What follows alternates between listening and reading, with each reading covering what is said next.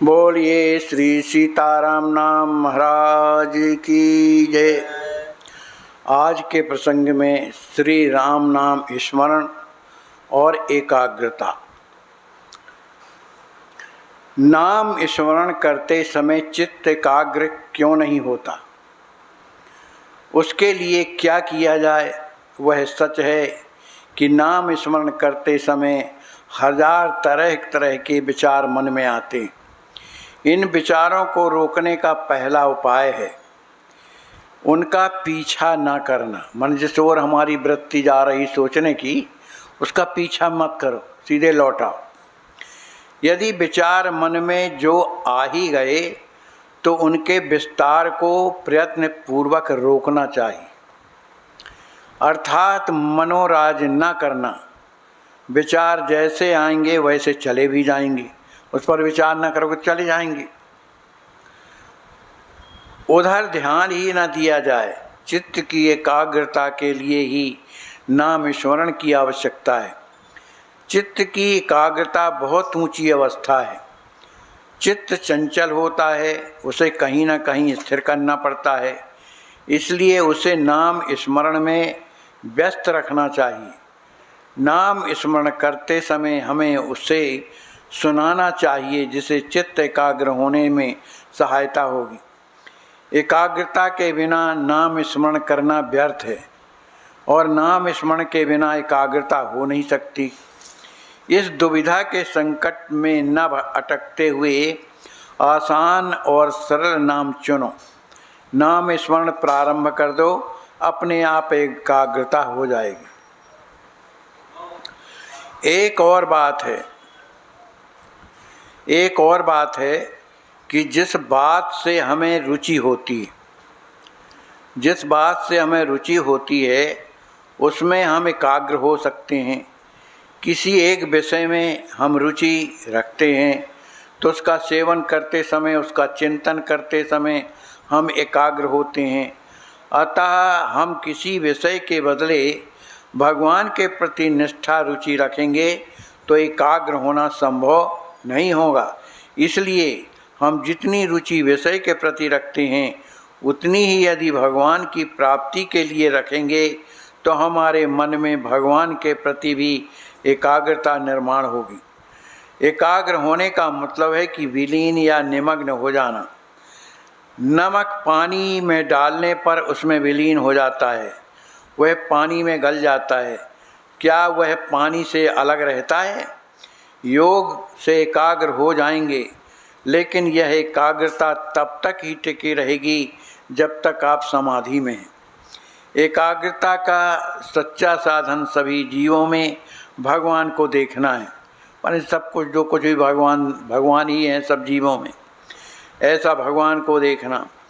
यदि हम यह मान लें कि विश्व में सर्वत्र भगवान समाये हैं तो द्वैत भावना समाप्त हो जाएगी। जहाँ द्वैत नहीं होता वहाँ अपने आप एकाग्रता ही आती है। जहाँ इस प्रकार की एकाग्रता सधती है वहीं असली समाधि होती। मनुष्य चाहे अकेला हो या एकांत में हो, वह अपनी कल्पना की उड़ान से अनेक आदमी अपने आसपास इकट्ठा कर लेता है। मन ही में संकल्प कर रहा है, हम सब लोगों के बीच में बैठे हैं।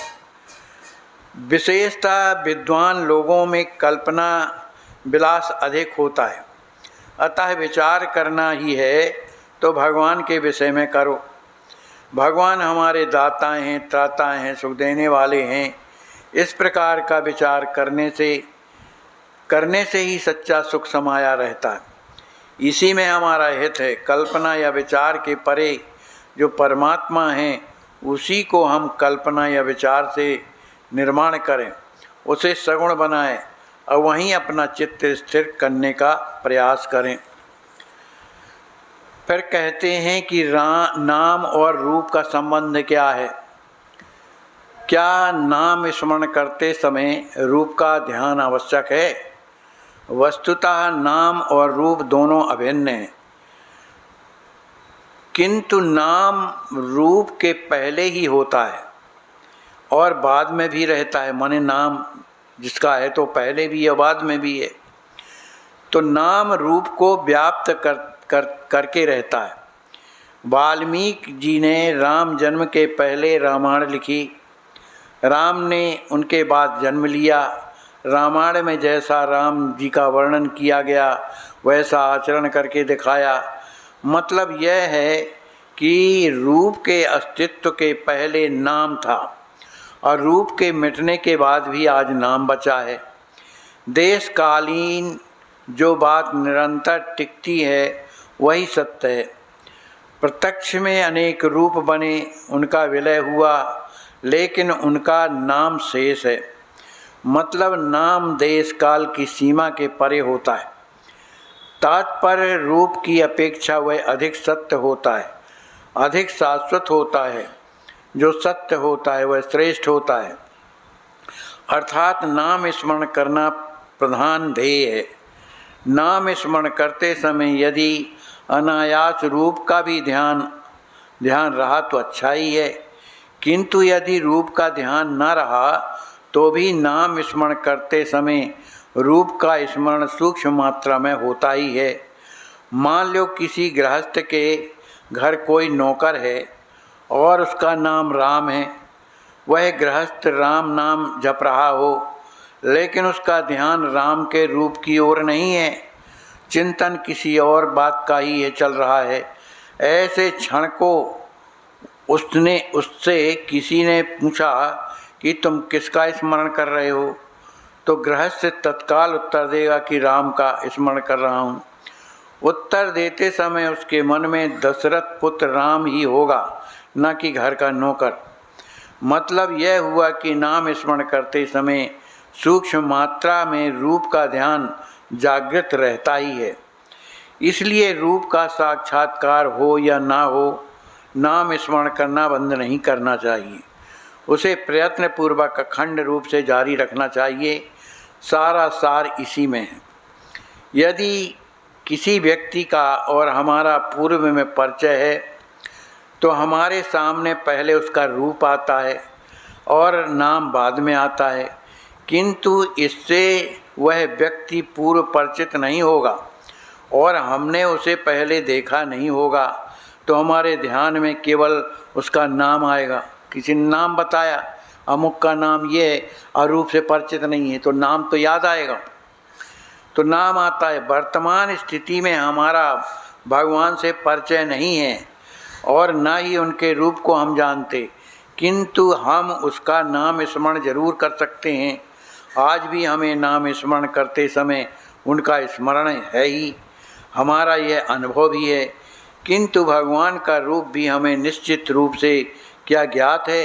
एक राम काला है तो एक राम गोरा है, एक छोटा है तो एक बड़ा है, किंतु सभी रूप तो राम के हैं। भगवान तो स्वयं अरूप हैं। मतलब जो रूप हम भगवान को देते हैं वही उसका रूप होता है। अतः किसी भी रूप में हम उनका ध्यान करेंगे तो कोई आपत्ति नहीं है। नाम स्मरण से ही भगवान के अनंत रूप निर्माण होते हैं, अंत में उसी में विलीन होते हैं। इसलिए भगवान का नाम श्रेष्ठ है। अखंड मात्रा में उनका नाम स्मरण करो और प्रसन्न रहो। बोलिए श्री राम नाम महाराज की जय।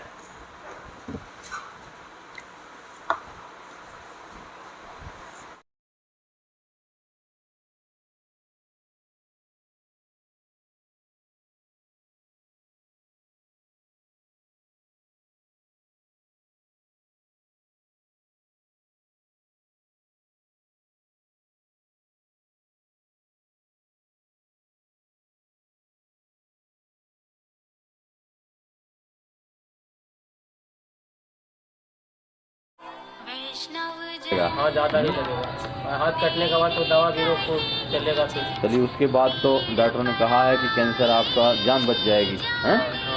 आगे नहीं बढ़ा है, हैं? चलो ठीक है, भगवान करें आपका मंगल हो, आप जल्दी स्वस्थ हो जाएं।